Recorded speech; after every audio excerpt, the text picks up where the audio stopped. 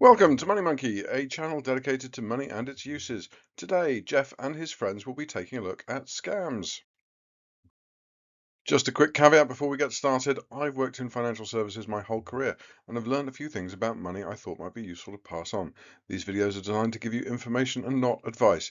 Hopefully, these videos will support you in your journey towards understanding and using money efficiently.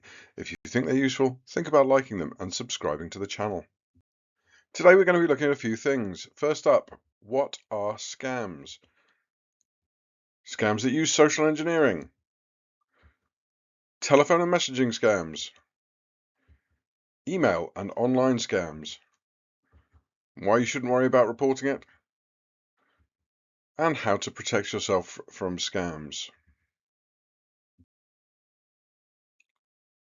Basically, a scam is a type of fraud that utilizes trickery and deception to convince someone to willingly provide money, personal information, or access to accounts. Scammers use an array of techniques and diverse communication tools to identify, contact, and extract what they want. Scammers are extraordinarily sophisticated, and even the most literate and experienced people can fall victim, including me. Scams are often hidden in the things we do every day, like buying clothes, taking delivery of a parcel, or interacting with your bank. You could be looking at an investment opportunity, get a notice from a government department, or be asked by a family member to help out. Scammers have developed sophisticated tools to identify, target, and manipulate victims. Let's take a look at some scams that use social engineering. These include pretexting. This is an attack where a fraudster invents a believable story to trick a victim. Waterholing. Legitimate looking websites that victims visit regularly. With their guard down, victims don't notice anything amiss. Baiting. This is planting USB devices or offering free Wi-Fi connections that bait victims into connecting and compromising their own devices.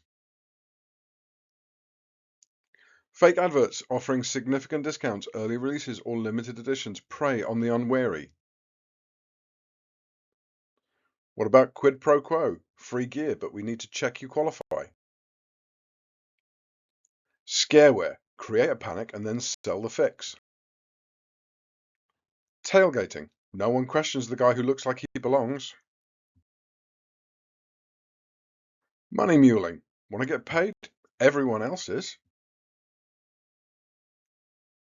And finally, impersonation. It looks like a penguin, it walks like a penguin, but does it talk like a penguin?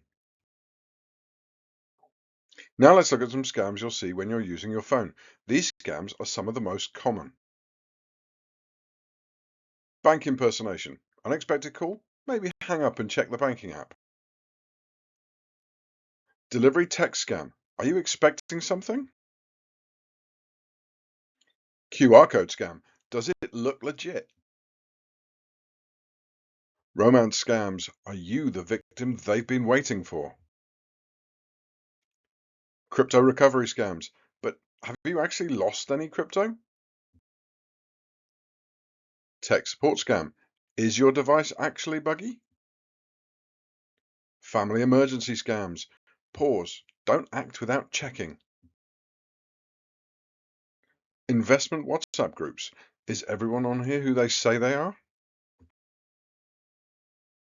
And government fine scams. No one wants to be in trouble with the government. Let's move on now and take a look at some scams you'll see online and on your emails. Credential theft. Theft of personal information. Government and authority impersonation. Using your own integrity against you. Malware delivery. Infecting your devices with malicious software. Identity theft, stealing your personal information to impersonate you to commit fraud or other crimes. Payment diversion, tricking you into sending money where it was never meant to go.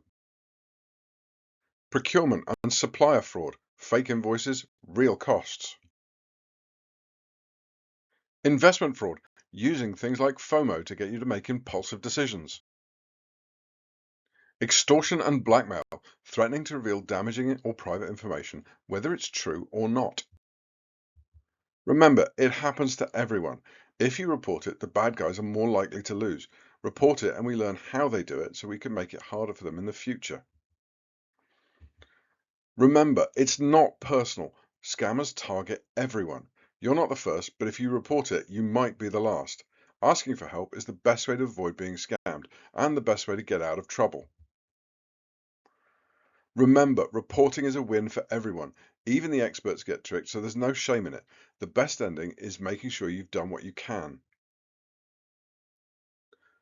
Finally, let's look at some ways you can protect yourself. Most of the ways to protect yourself are quite boring, but they do genuinely help.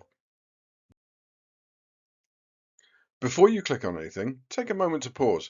Does it look legitimate? Does it feel too good to be true? If you're suspicious, independently verify it. Go directly to the bank's website, call your friend, check if the government actually uses crypto.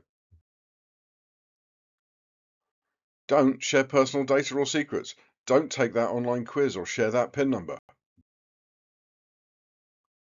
Use complex passwords. Never use the same one twice and set up multi-factor authentication. Update your devices regularly and only use verified software. Be skeptical. If something's too good to be true, it usually is. Share your experiences with one another. There's no shame in it, and you might help someone avoid serious trouble. Report it as soon as it happens. The sooner you report scams, the quicker you can try to recover any loss and stop other people getting hurt. And finally, does it feel right? Trust your feelings and your instincts. That's it. Thanks for watching. If you're enjoying these videos, please feel free to like them, subscribe to the channel and share with your friends. I want everyone to make their money work efficiently for them.